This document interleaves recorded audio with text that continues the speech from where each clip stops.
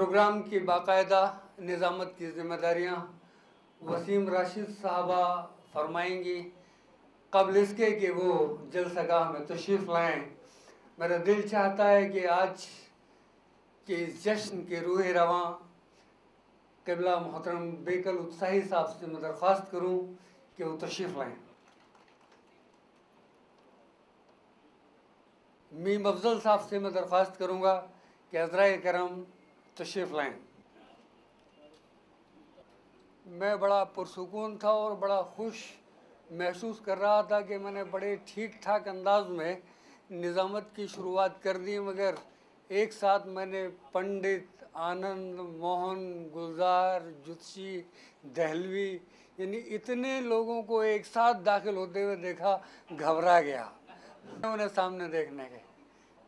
पंडित आनंद मोहन, गुलजार, जुत्शी, दहलवी साहब, और साथ ही अगर मुझे इजाज़त दें हमारे मेहमान खुसूसी और आज के इस जश्न के दूल्हा जनाब बेकल उत्साही साहब, तो मैं सदारत के लिए उनका नाम पेश कर दूं। कोई तायद करेगा?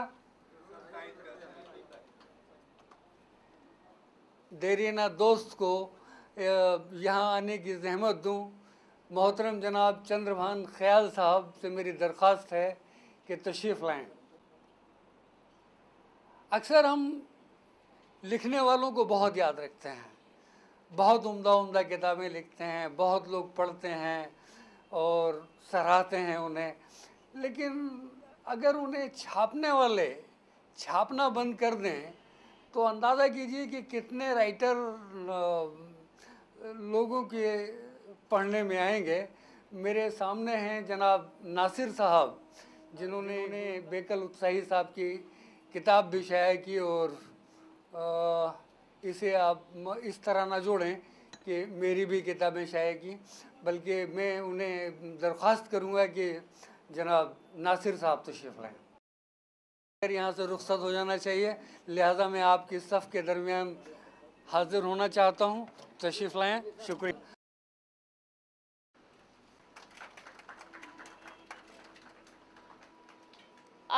जनाब नूरुल्लाह साहब से मैं दरख्वास्त करूंगी कि वो गुलजार देहलवी साहब को गुलदस्ता पेश करें।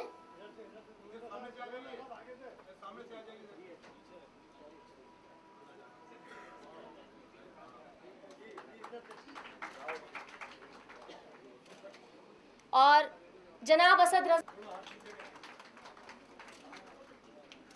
उर्दू के सहाफ़ी,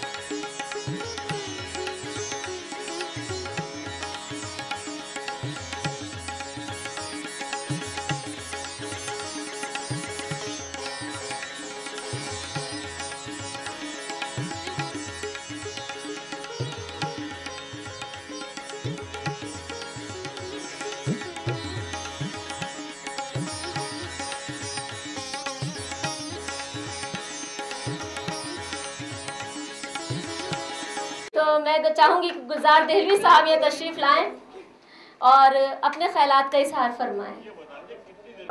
कि जितने मौजूद मुकर्रीन यहाँ दानिश्वर मौजूद हैं मुख्तलिफ़ शुबा हयात के, उनसे गुजारिश की जाए, ज़हमत दी जाए कि वो अपना इजहार ख़याल करें। मुझे बुलाने में एक हद फासिल मेरी यावा गोई है। अपने आमाल नामे पे मेरा इख्तियार नहीं है। मैं जब गुफ्तगू करता हूँ तो आमाल नामे की तरह तवील होती है, कद की तरह मुख्तसर नहीं होती।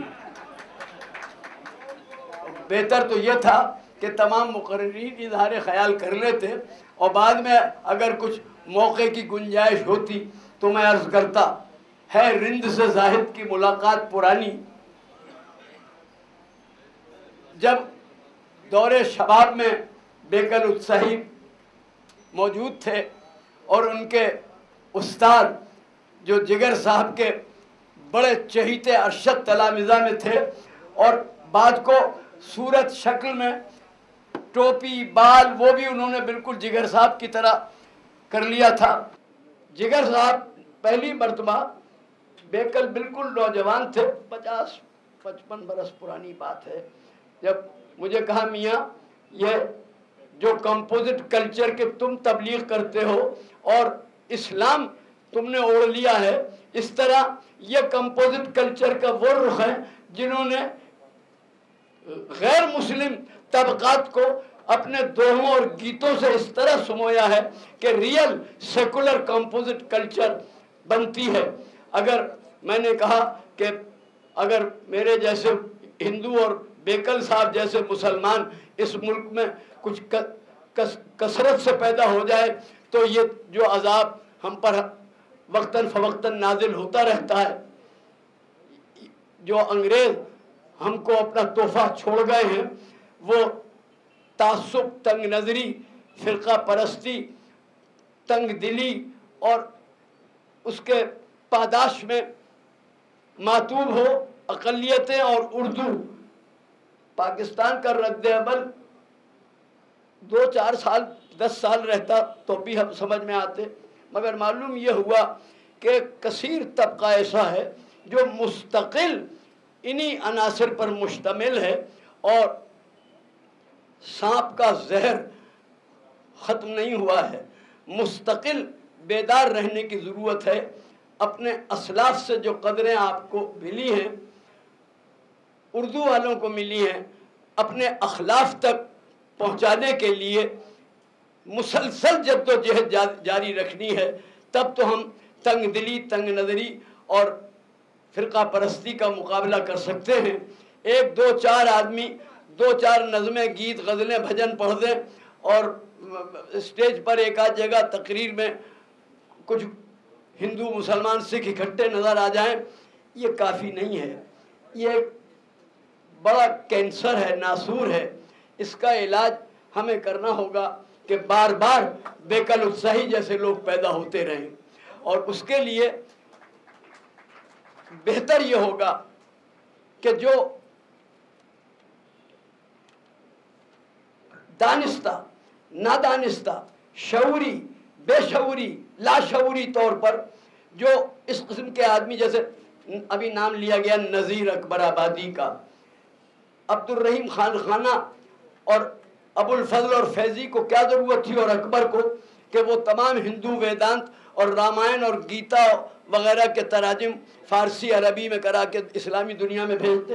दारा शिकोह को क्या ज़रूरत थी कि उपनिषदों के तर्जुमे करता और वली अहदी के से बादशाह बनने के बजाय मातूब हुआ फ़िरका तंग नज़री का। तो जो लोग अमीर खुसरो, अब्दुल रहीम खान खाना और दारा शिकोह और नज़ीर अकबर आबादी का रास्ता पकड़ते हैं, वो मुंशी नवल किशोर भी पैदा करते हैं, दया नारायण निगम भी पैदा करते हैं, ब्रिजनैन चकबस भी पैदा करते हैं, चंद्रभान ब्रह्मन भी पैदा करते हैं, पंडित अमरनाथ मदन साहिर और पंडित ब्रिजमोहन दत्तात्रेय कैफी और पंडित आनंद नारायण मुल्ला भी पैदा करते हैं, गोपीनाथ अमन और बशेश्वर प्रसाद मुनव्वर भी पैदा करते हैं। लेकिन वो बात जो मीर गालिब और इकबाल, जोश जिगर और फिराक, हफीज़ और फैज़ ने हमारे उर्दू अदब को मालामाल किया है, उन रास्तों में अगर वहीं हम तलाश करें तो वो अनासर मौजूद हैं जिसकी ज़्यादा से ज़्यादा तबलीग, तरवीज और तरसील और तालीम की ज़रूरत है। कई रस्मुल ख़त में मैं राष्ट्रीय सहारा परिवार को और अजीज़ बरनी को समीम क़ल्ब से मुबारकबाद देता हूँ कि मुर्दा परस्त कौम में, मुर्दा दिल कौम में, जहाँ मरने के बाद खाल खाल किसी एक आध का एजाज़ हो जाता है, इन्होंने एक सिलसिला अपने अखबार में मुस्तकिल मुद्दतों से शुरू किया है कि जिंदा और जिंदा जावेद मिजाज के जो वेटरन अदीब, शायर, नक्काद, मुहद्दिस, मुअर्रिख उर्दू के अहम शख्सियात हैं, उन पर इल्ला माशाअल्लाह मेरे जैसे एक आध को छोड़ के सब काबिल ज़िक्र हैं। लेकिन ये जो सिलसिला ज़िंदगी में तस्लीम करना, एतराफ़ करना आदमी के महासिन का, औसाफ का, ये अल्लाह ताला फरमाता है कंतो कंजन मख्फियन, मैं एक छुपा हुआ ख़जाना था, मैंने चाहा कि मैं ज़ाहिर हूँ। अल्लाह जमीलुन व यहुब्बुल जमाल, ये हुस्न व जमाल जो अल्लाह ताला को पसंद है, वो जमाल और रोशनी, वो खुशबू हमें अवाम व खवास तक तमाम माशरे में पहुँचानी चाहिए। मैं उनको भी मुबारकबाद देता हूँ और उनके उन साथियों को भी अर्ज़ यह है कि अदीब और शायर की हैसियत से, उर्दू के खादिम की हैसियत से तो लोग मुझसे वाकिफ़ हैं 75-76 साल से, और आज़ादी के बाद जो कफन बरदोश और सर बकफ लड़ना पड़ा उर्दू के तहफ़्फ़ुज़ के लिए, उसकी बदनामियाँ भी मेरी आप तक सब जानते ही हैं। मगर मैं, जो बहादुर शाह ज़फ़र ने 198 बरस पहले एक रामलीला दिल्ली की शुरू की थी, उसका भी लाइफ ट्रस्टी और नायब सदर हूँ, 30 बरस सेक्रेटरी रहा, और दरगाह हज़रत ख्वाजा सैयद निज़ामुद्दीन औलिया महबूब इलाही ज़री ज़रबख्श सुल्तानुल मशाइख के आस्थाने के इदारे निज़ामिया का भी 65 साल से 45 से 78 तक सेक्रेटरी और अब उसका लाइफ ट्रस्टी हूँ और नायब सदर हूँ। आस्थाने के जारोब कश हूँ, खादिमुल खुद्दाम असफिया हूँ, फ़कीर निज़ामी हूँ, काफिर हिंदी, मजलूब उर्दू, फ़कीर निज़ामी, सफ़ीर दिल्ली और याद असलाफ अपनी बदौकाती की तरलिए अंजुमन तामीर उर्दू की तरफ से ये पिछली 82वीं सालगिरह पर मैंने 10 अदीबों और शायरों को अपने बजाय इसके कि मैं एजाज़ और अवार्ड लूँ, 10 अदीबों और शायरों का मैंने एजाज़ किया था। उस मौके पे ये नहीं आ सके थे, तो ये एक तो तामीर उर्दू की तरफ से अमानत इनको पेश करनी है, और एक महबूब इलाही के आस्थाने का सुल्तानुल मशाइख ज़री ज़रबख्श के का तबर्रुक, ये आस्थाने का, ये मैं इनको पहनाना चाहता हूँ।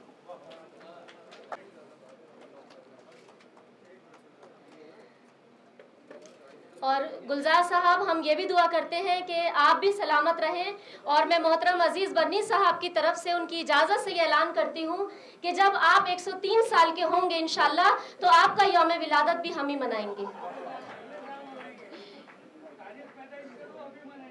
इंशाल्लाह। आपकी तारीख पैदाइश पर इस साल भी हम मनाएंगे अल्लाह ने चाहा तो। ये बहुत बड़ा देखिए ऐलान है, आप लोगों ने शायद इसकी अहमियत का अंदाज़ा नहीं किया होगा। अगर आपको इसकी अहमियत का अंदाज़ा हो जाता तो आप ज़ोरदार तालियां बजाते। इंशाल्लाह जब बेकल साहब 100 साल के होंगे और 103 साहब के गुलजार साहब होंगे, तब भी हम ये जश्न मनाएंगे अल्लाह ने चाहा तो। दरअसल बेकल उत्साही साहब ने पूरे हिंदुस्तान का दर्द, पूरे हिंदुस्तान का सुख, पूरे हिंदुस्तान के शब रोज़, पूरे हिंदुस्तान की तहज़ीब, तमद्दुन, सब कुछ अपनी शायरी में जिस तरह से समोया है, वो काबिल मुबारकबाद है और काबिल तारीफ़ है। और इस तरफ तवज्जो देनी चाहिए कि हम हिंदुस्तानियत की बातें तो करते हैं, लेकिन जो शख्स हिंदुस्तान की को उर्दू शायरी में समो रहा है, पूरे हिंदुस्तान को उर्दू शायरी में पेश कर रहा है, हम उसकी तरफ तवज्जो नहीं दे पा रहे। ख़ास तौर पे वो लोग जो अदब के बड़े बड़े नक्काद कहलाते हैं, जो अदब की और शायरी की समतों का तय्युन करते हैं, वो इस तरफ तवज्जो क्यों नहीं दे रहे हैं, इसकी ज़रूरत है। और अब मैं दरख्वास्त करूंगी मोहतरम खलीक अंजुम साहब से कि वो यहाँ तशरीफ़ लाएँ और अपने ख्यालात का इजहार। गुलजार साहब, साई साहब, मीम अफजल साहब, शाह साहब और स्टेज पर तशरीफ़ रखने वाले मुख्तलिफ़ हज़रात, दरअसल अगर ये पाबंदी आयद हो जाए, आज पाबंदी ये आयद की गई है कि मुख्तसर, और मैंने देखा भी है कि अब वक्त इसके बाद मुशायरा होना है। मैं चंद बातें अर्ज़ करना चाहता हूँ।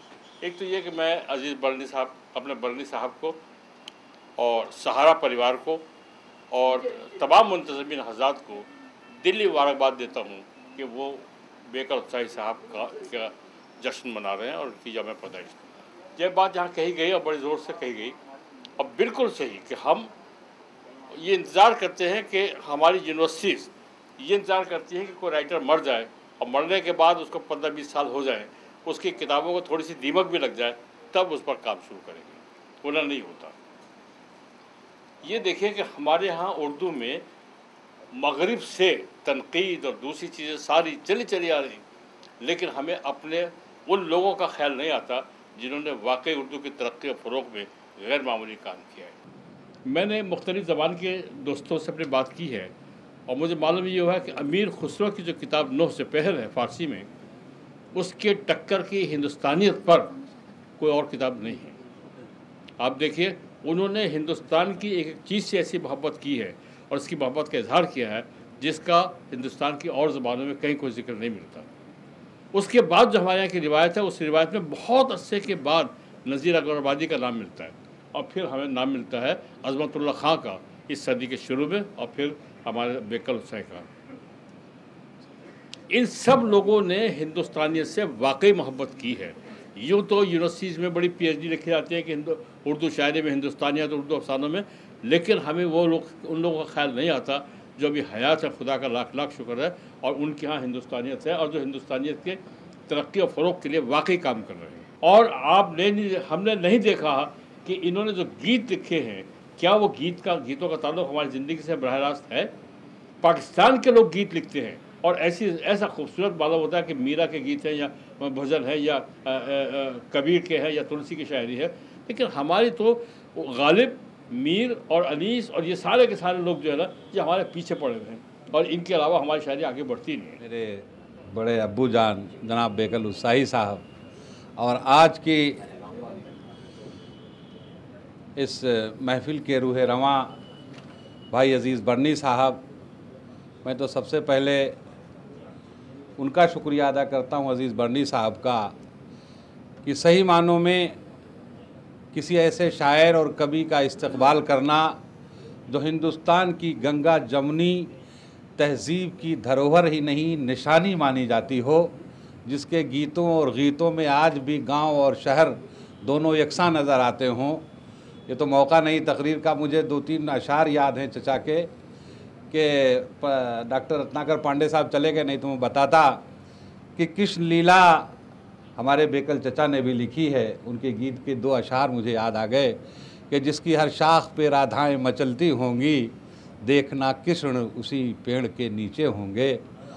और तसव्वुफ़ में देखिए तो उस गीत में भी तसव्वुफ़ नज़र आता है कि एक मकान और भी है शीश महल के लोगों, जिसमें दहलीज ना आंगन न दरीचे होंगे, और खुदनुमाई भी उसमें है, खुददारी भी है आखिरी शेर में कि है गुलिस्तां में सुकून अपने ही दम से बेकल, है गुलिस्तां में सुकून, शायद शेर सही है अपने ही दम से बेकल, हम ना होंगे तो कहाँ बाग बगीचे होंगे।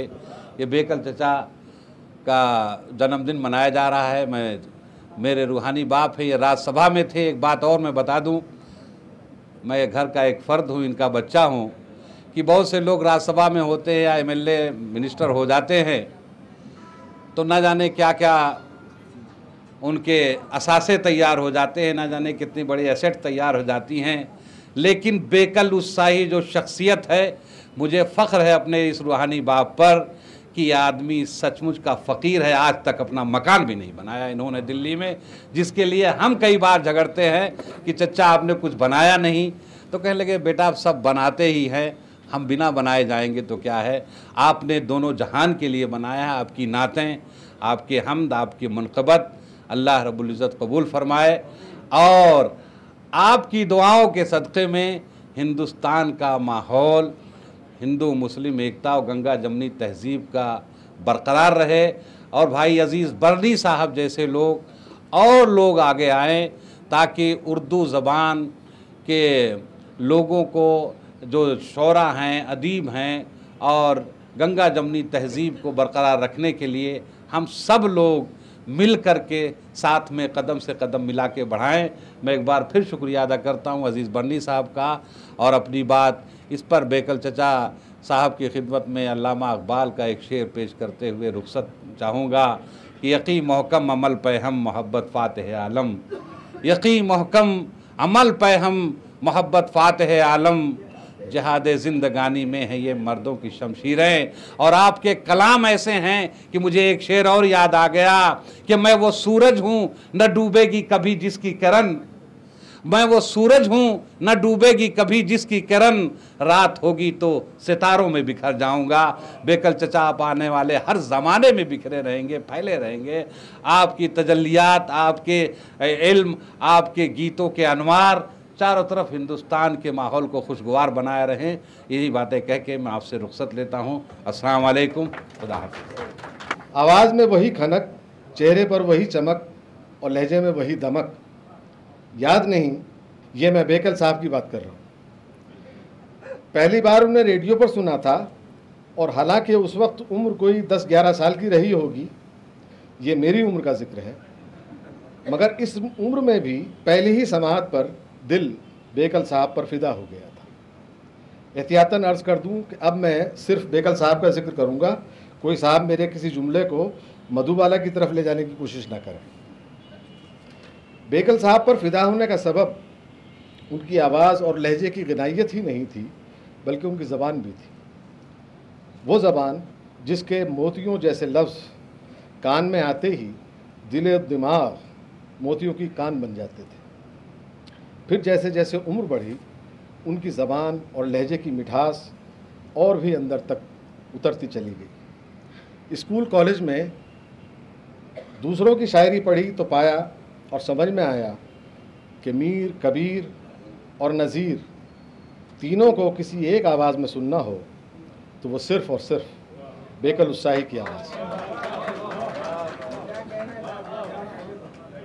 उर्दू शायरी की किसी और आवाज़ में आज वो सौंधापन, वो अपनेपन की बूबास और वो कच्चे खालिस गुड़ की मिठास नहीं है जो बेकल साहब के गीतों और उनकी गज़लों में। सच कहता हूँ, आज भी जब वो माइक पर आकर कोई नगमा छेड़ते हैं तो दिल के तार बज उठते हैं। कभी कभी बड़ी शदीद ख्वाहिश होती है कि बेकल साहब के कदमों में बैठूं, किसी बच्चे की तरह उनके पाँव दबाऊं और चुपके से पूछूं, आपकी ताजगी का राज क्या है, और ये भी कि कौन सा साबुन और कौन सी डाई इस्तेमाल करते हैं। मैं नहीं जानता आज उनकी कौन सी सालगिरह है, 60वीं, 70वीं या 150वीं। मेरे दिल में और मुझ जैसे न जाने कितने दिलों में वो हमेशा 17-18 बरस के उस नौजवान की तरह जीते रहेंगे जो चौपालों में बुज़ुर्गों के हुक्कों की चिलम भरते हुए, खेतों में हल चलाते हुए और सावन में सने कच्चे पक्के रास्तों पर संभल संभल कर चलते हुए तरह तरह के ख्वाब देखता है और उन ख्वाबों के गीत हमें सुनाता है। मैं जब 10 बरस का था तब भी बेकल साहब की यही उम्र थी और आज 56 बरस का हो चुका हूँ, तो अब भी वो मेरे दिल में उतने ही बड़े। मैं खुद गुज़रता जा रहा हूँ, लेकिन उनकी ज़बान, उनका लहजा, उनकी सोच, उनके गीत सब मुझ में ठहरे हुए हैं और मुझे यकीन है कि वो हमेशा यूं ही तरोताज़ा रहेंगे। उर्दू का काम था। उनका ये कौल हुआ करता था कि मियाँ जो उर्दू की खिदमत करेगा वो इबादत करेगा, क्योंकि अगर हमने दीन को पहचाना है, इस्लाम को पहचाना है, अपनी इक़दार को पहचाना है, अपनी शनाख्त और अपने तशख़्ख़ुस को पहचाना है, तो वो लाजमी तौर पर उसका वसीला सिर्फ उर्दू है। इस लिहाज से भी उर्दू की बड़ी अहमियत वो नहीं रहे। उसके बाद मेरे जहन में ये ख्याल पैदा हुआ कि यार उर्दू क्लासिक की सारी किताबें बड़ी लीथों में सड़ी जा रही हैं और लाइब्रेरी से लाता हूँ तो फ़ोटो स्टेट करते करते उसके 2 टुकड़े हो जाते हैं। तो हमें अल्लाह मियाँ ने नासिर मियाँ भेज दिए, फरीक बुक डिपो प्राइवेट लिमिटेड बैठे हुए हैं। इन्होंने अब तक मैं समझता हूँ 90 के करीब किताबें छाप ली हैं। पिछले दिनों मैंने भाईजान से तकरीबन 1.5 साल से मैं पीछे पड़ा हुआ था इनसे, और ये हर दफ़ा नखरे कर रहे थे। बेकल भाई, हमारे बड़े भाई, मेरे ख़ानदान के मेरे बड़े भाइयों के दोस्त हैं, तो मेरे लिए हमेशा मैंने बड़े भाई रहे। तो मैंने इनसे कहा, भाई ये आपकी जो किताबें छोटी छोटी बिखरी पड़ी हैं, कोई शनाख्त नहीं बन पा रही, इसकी कुल्लियात मुरतब होनी चाहिए।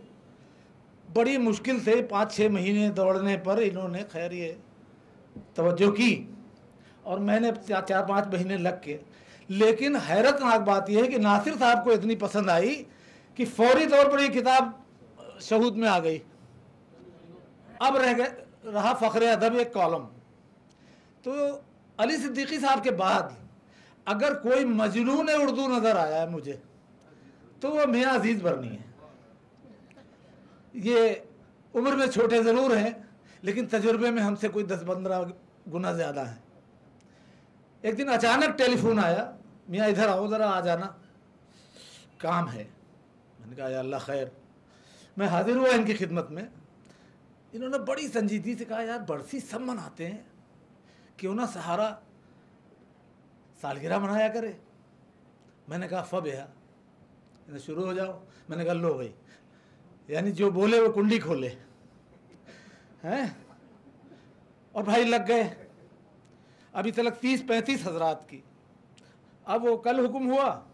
अब बाकी तो आप इस महफिल का जहाँ से आगाज़ हुआ उसके बारे में तो सुन ही चुके हैं अफजल मियाँ से, लेकिन अब जो नया हुक्म हुआ है वो ये है कि जितने लोगों पर अब तक मज़ामीन आ चुके हैं बुज़ुर्गों पर, उन सबको एक जगह जमा करके कॉन्फ्रेंस कीजिए। ज़रूर होगी। ये जो कुछ सोचते हैं इस मामले में बड़े नसीबे वाले हैं कि जो कुछ सोचते हैं वो हो जाता है। और अभी इनके ख्वाबों की कोई पहली सीढ़ी भी पूरी तरह नहीं मिली है, जितना ऊंचा ये उर्दू के बारे में सोच रहे हैं। अल्लाह इनकी उम्र में, इनके इकबाल में बरकत दे और वो काम सारे के सारे हमारी पूरी उर्दू दुनिया देखे। मैं ज़्यादा वक्त नहीं लेता। मैं अपने बड़े भाईजान 7-8 साल बड़े होंगे, अल्लामा हज़रत बेकल उत्साही साहब की खिदमत में नेक ख्वाहिशात का गुलदस्ता पेश करता हूँ। अल्लाह हमारी भी उम्र उनको लगे और वो अच्छे से अच्छे काम करते रहें। उनकी शायरी ने जब इस किताब को 3 बार पढ़ना पड़ा प्रूफ के लिए, मैंने किसी और को नहीं दी। नासिर मियां ने कहा नहीं आप ही पढ़िए, ये तो समझ में नहीं आता किसी के, इसमें पूर्विया लैंग्वेज है। मैंने कहा साहब मैं ही करूँगा। और जब मैंने इसकी तकमील कर ली तो मुझे लगा कि मैं आधा शायर तो मैं हो गया। और पूरी अब मैं उस पर इनकी खिदमत में जो कुछ चंद अशार पेश करूँगा वो बाद में पेश करूँगा जब महफिल शुरू होगी, लेकिन वो इन्हीं की ज़बान में और इन्हीं के अंदाज में और इन्हीं की तकलीद में मैंने कहे हैं। बहरहाल अल्लाह इनकी उम्र में और इनके इकबाल में और इनकी शोहरत में और इनकी इज़्ज़त में, इनकी वक़्त में तरक्की अता फरमाए। डॉक्टर खलीक अंजुम साहब, चंद्रभान ख्याल साहब, अली अजीज़ी भाई, बेकल साहब को 80 या 82वीं सालगिरह जो भी है उसके लिए मुबारकबाद देता हूँ। खलीक अंजुम साहब ने भी बताया कि उनकी उम्र 80 साल नहीं 82 साल है। उनको दूसरों की उम्र बढ़ाने का और अपनी उम्र कम करने का शौक़ है, क्योंकि उनको देख के हमें कभी उनकी उम्र का अंदाज़ा नहीं हो सका। वो हमेशा पहले से ज़्यादा जवान लगते हैं। अभी मैंने उनको 1 साल 1.5 साल के बाद देखा है, तो हकीकत ये है कि वो पहले से ज़्यादा जवान लग रहे हैं। और उर्दू घर का ये नया हॉल इस बात का सबूत है कि उनके काम में अभी तक जवानी बरकरार है। 86 की बात है। तो उन्होंने मुझसे पूछा कि बेकल उत्साही साहब कहाँ रहते हैं। मुझे खुद भी मालूम नहीं था कि बेकल साहब कहाँ रहते हैं। दोस्त को काउंसिल या एमएलए की टिकट के लिए साथ ले गए थे कि भाई ये काम करते हैं, बड़ा अच्छा, इनको टिकट दिया जाए। और जिनके सिफारिश के लिए जो शख्स आया है, हमें इसे राज्यसभा में भेजना है। और मैं कह सकता हूँ, लोग अंडर एस्टिमेट करते हैं सियासतदानों के बारे में। एक मिजाज है हमारे यहाँ डिग्रेड करने का, चाहे वो सहाफ़ी हों, मैन हों। इन्हतात सिर्फ सियासत में नहीं है, ज़िंदगी के हर शोबे में है। अगर लोग ख़राब होंगे तो सियासतदान अच्छे नहीं होंगे, और अगर माहौल सारा ख़राब होगा तो आप उसके अंदर कोई फरिश्ते पैदा नहीं कर सकते। अच्छे लोगों की गुंजाइश हमेशा रहती है। और बेकल साहब जब रहे, तुर्कमेनिस्तान से ही फ़ोन पर किया था बर्नी साहब को, जब मैंने देखा कि सहारा ने एक नया सिलसिला शुरू किया है और हमारी उर्दू की जो दुनिया है उसके अंदर जो लोग काबिल ज़िक्र हैं, उनके ताल्लुक़ से जो सिलसिला शुरू किया है, वो एक नहायत ही मुनासिब और ज़रूरी सिलसिला है। कुछ लोग छप जाते हैं और कुछ लोग छुप जाते हैं। तो ये जो छपते हैं, इनके पीछे एक छुपा हुआ आदमी भी है। वो कहीं अजीज़ बर्नी हैं तो कहीं फारूक अरगली है। ये पीर साहब जो बैठे हैं, ये भी जवानी नज़र आते हैं। मैं तो पता नहीं कब से देख रहा हूँ फारूक अरगली साहब को। इनको ऐसे काम करने का हमेशा शौक़ रहा है, लेकिन लोग जब जब उन्हें अच्छे मिले हैं, उन्होंने ऐसा काम किया है। ये मासूम गाज़ियाबादी का शेर है, और वो साहब कहते हैं कि जो फ़िरक़ों में बटे लोगों के दिल भी जोड़ देते हैं, जो फ़िरक़ों में बटे लोगों के दिल भी जोड़ देते हैं, हकीकत में फ़रिश्तों को भी पीछे छोड़ देते हैं। और मुझे पूरा यकीन है कि इन्होंने वो फ़रिश्तों को इस मामले में ज़रूर पीछे छोड़ा है। बहुत मुबारकबाद, बहुत शुक्रिया। सामईन किराम और अहबाब, मैं एक लफ्ज़ मोहब्बत किताब हस्ती का, मुझे पढ़े तो कोई, मैं हर एक ज़बान में हूँ।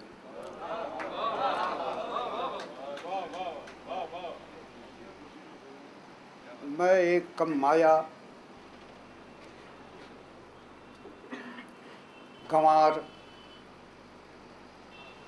गांव के गलियों में रहने वाला, गाय भैंस चराने वाला,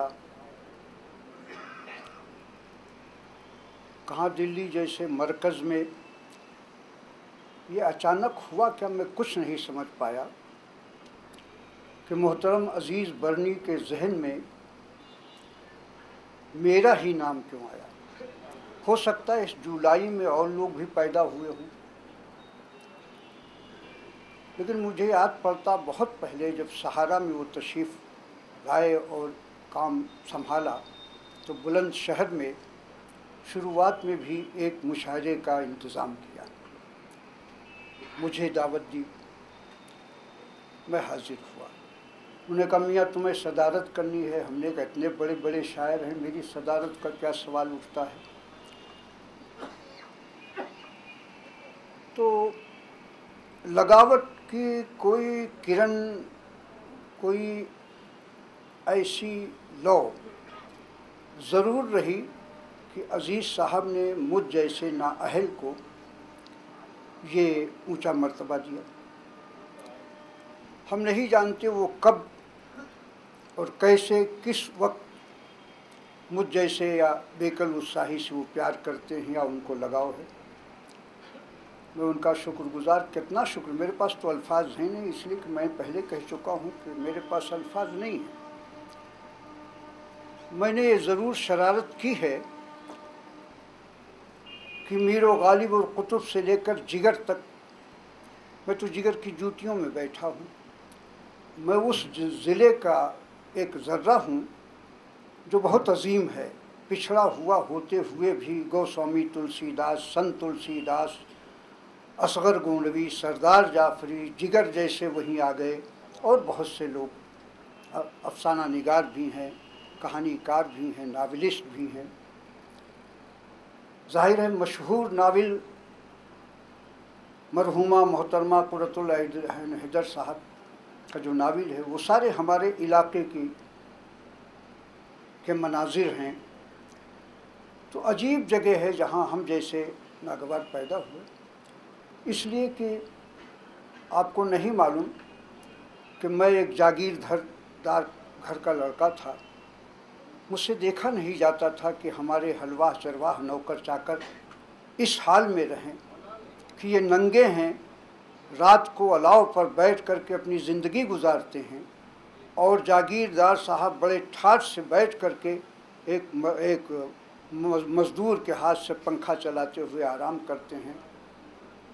तो आप जानते हैं, ये तो सरकार की सीरत से सीखिए कि सरमाएदारों के घरों में पहुंचकर सरमाएदारी के ख़िलाफ़ 40 साल समाजी इनकलाब पैदा किया। 40 साल मेरे नबी ने समाजी इनकलाब पैदा किया। पहला हुक्म दिया, इल्म हासिल करो चाहे चीन तक जाना जाए जी। और उन पर जब गारे हिरा में आयत का नुज़ूल हुआ तो वो भी पढ़ाई से मुतालिक, इक़रा पढ़ो, पढ़िए। गुलजार साहब, तुम अपने आप को मुझसे बड़ा समझते हो उम्र में, बरखुरदार तुम मुझसे 2 साल छोटे हो।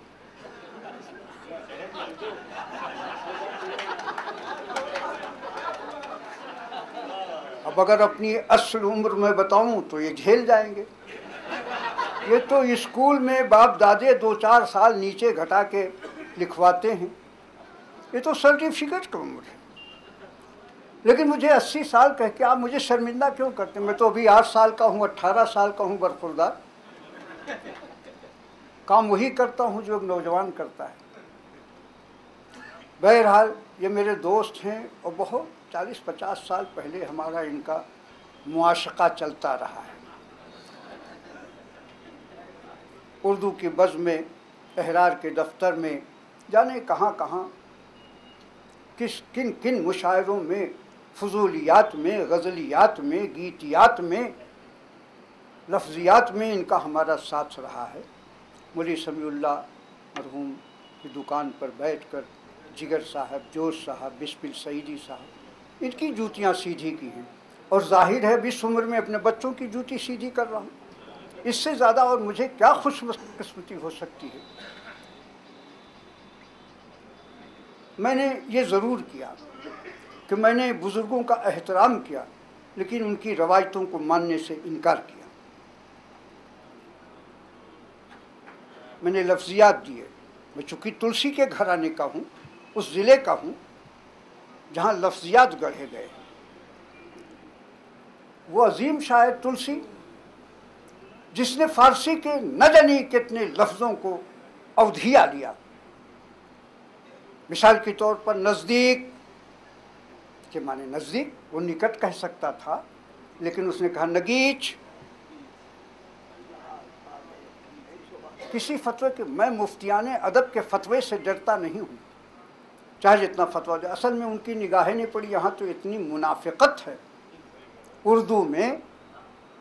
अफजल साहब, आपने साहब कहा है, आप तो मेरे साथ रहे हैं, तो उस लफ्ज़ को आपने इस्तेमाल नहीं किया। उर्दू में मुनाफिकत बहुत है। आपने क्या क्या, अब अजीज़ साहब ने कितनी शिद्दत, कितनी हिद्दत, कितनी जहमत के साथ इस अखबार को कहाँ से कहाँ पहुँचाया है।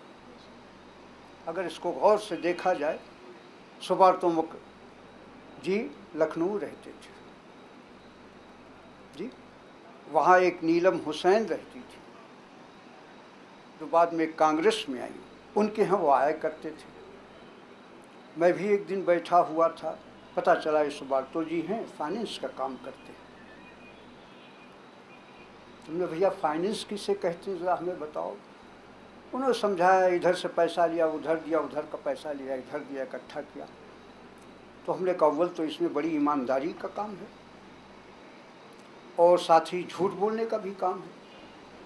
ये काम अगर आप सुबार्तो जी छोड़ दें, कोई देखिए कौमी आवाज़ मर चुका है लखनऊ में, तुम कोई अखबार निकालो यार, शायद उनकी समझ में आ गया।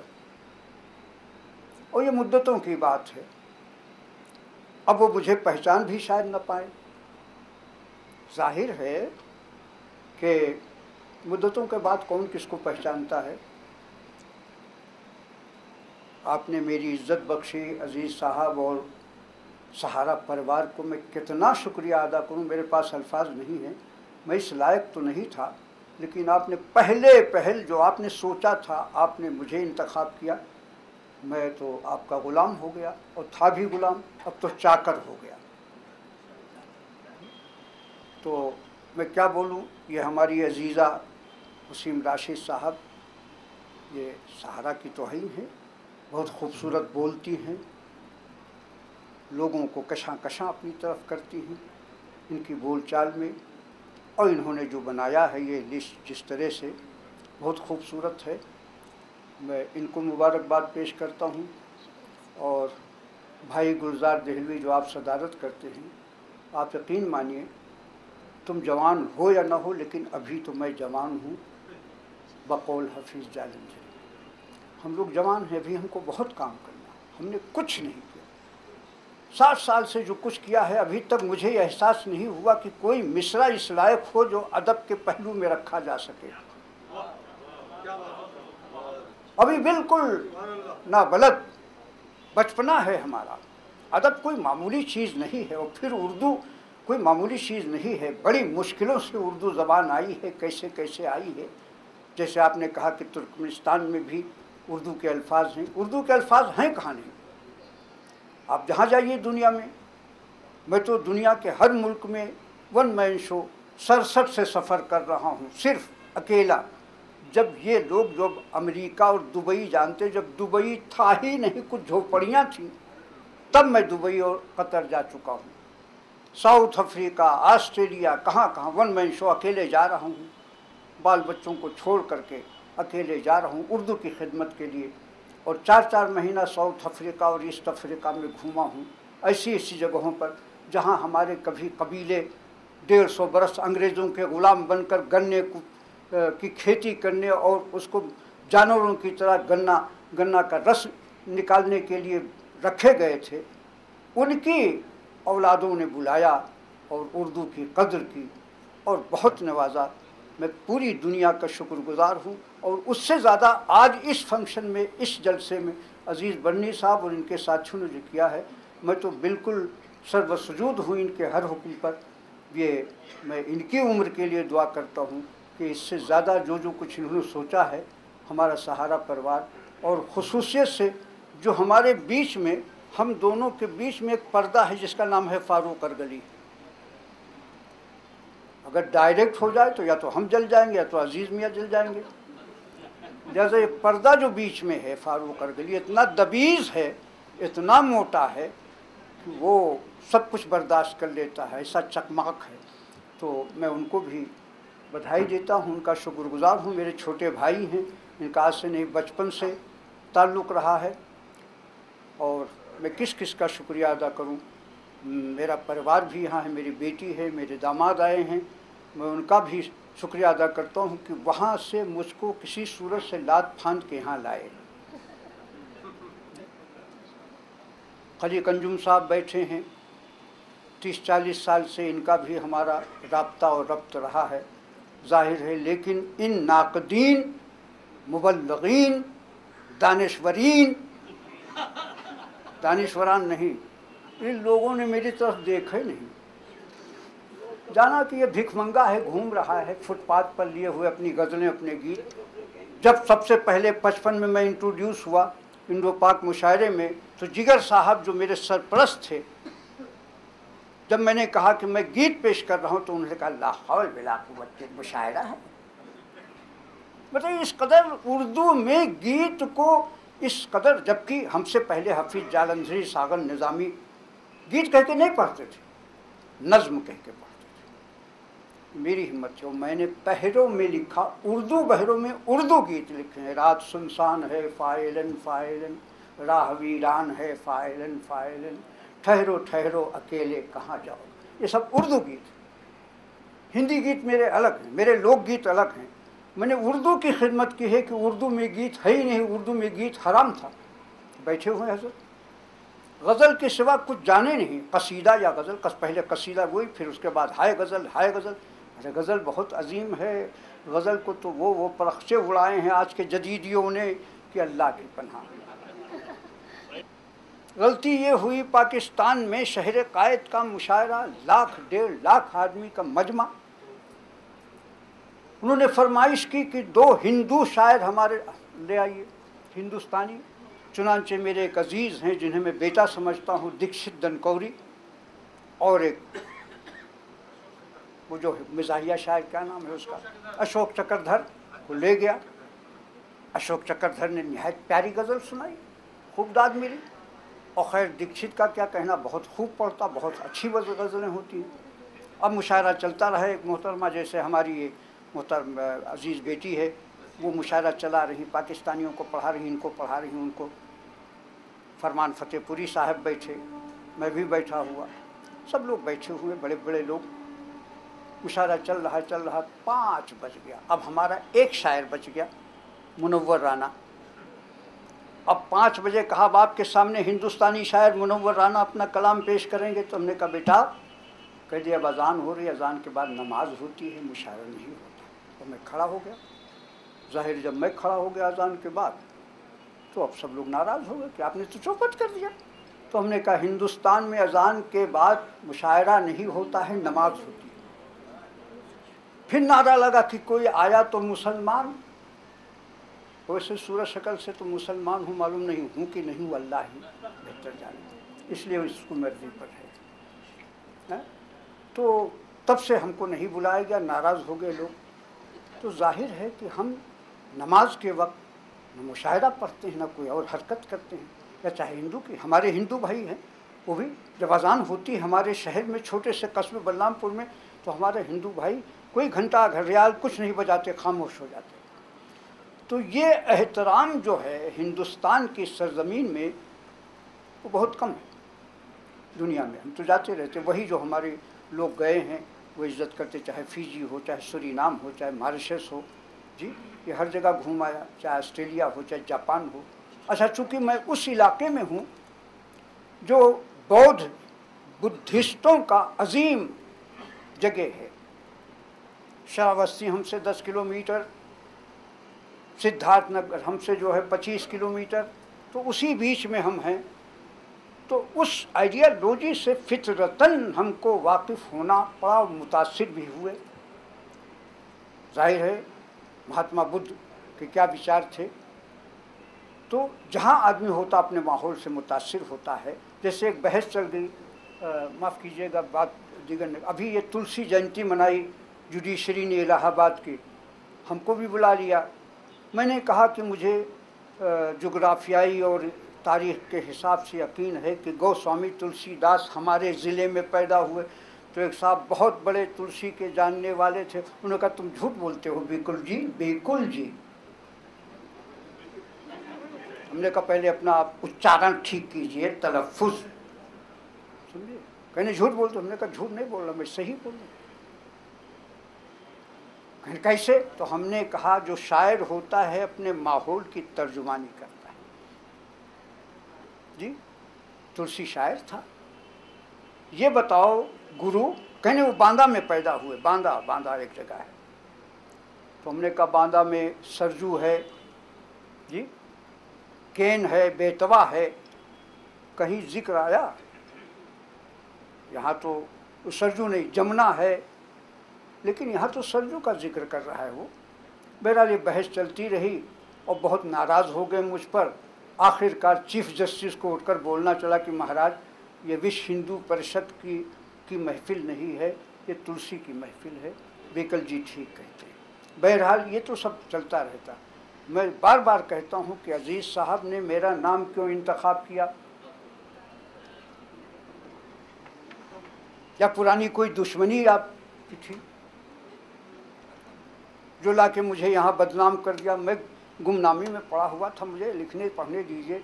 बहरहाल आपका मैं क्या किस तरह किस पहलू से शुक्रिया अदा करूं, भाई मीम अफजल का, गुलजार दहलवी का, डॉक्टर खलीक अंजुम का और तमाम दोस्तों का जो दानिश्वर आए हैं। मैं इस लायक नहीं कि मैं कुछ कह सकूं। मैं तकरीर कर, जैसे कहा मीम अफजल ने कि मैं तकरीर उकरीर राज्यसभा में भी नहीं करता था, तो कहाँ से तकरीर करूँगा। अभी शायरी वायरी का वक्त आएगा तो ढेर सा शायरी सुनिएगा। मैं आज के इस फंक्शन का बहुत ही अंदरूनी कल्ब एहसास कर रहा हूँ कि ये मेरे लिए बड़ी अज़मत और इज़्ज़त है। और फिर एक बार सहारा परिवार और ख़ुसूस से अज़ीज़ भाई का मैं बहुत ही ममनून करम हूँ और ज़िंदगी भर के लिए उनका चाकर हूँ। खुदा हाफिज़। जी जी जी, मुशायरे की भी हमें एक सेकंड। अभी मिसाल दिया कि मैं नज़ीर और उनका शायर, भाई नज़ीर कस्बाती शायर थे, माफ़ कीजिएगा। नज़ीर ने गांव देखे ही नहीं, न नज़ीर कलाम में कहीं गांव का कोई जिक्र है, सिर्फ कस्बों का जिक्र है सहल अल्फाज में।